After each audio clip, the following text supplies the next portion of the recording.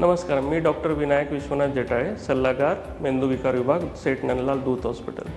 मित्रांनो, आपल्याला माहिती आहे डोकेदुखी हा एक सामान्य आजार आहे. पण काही डोकेदुखी रेड फ्लॅग साईन घेऊन येतात. रेड फ्लॅग साईन म्हणजे सकाळी उठल्या उठल्या सिव्हिअर डोकं दुखणे, डोकेदुखीसोबत मळमळ न होता उलटी होणे किंवा डोकेदुखीसोबत फोकल डेफिसिट होणे म्हणजे हातापायाला मुंग्या येणे किंवा हातापायाची कमजोरी होणे किंवा डबल दिसणे किंवा नजरेत कमजोरी होणे किंवा डोकेदुखीसोबत स्वभावात फरक होणे किंवा विसरभोळेपणा होणे किंवा डोकेदुखी प्रत्येक दिवशी किंवा प्रत्येक महिन्यात वाढत जाणे, हे रेड फ्लॅग साईन डोक्यामध्ये असलेलं एक ट्यूमरचे लक्षण असू शकतात. या बाबतीत आपल्याला सतर्कपणा असणं गरजेचं आहे. जितकं आपण सतर्क राहू तितक्या लवकर आपण आपले किंवा आपल्या जवळच्या लोकांचे ब्रेन ट्यूमर ओळखू शकतो.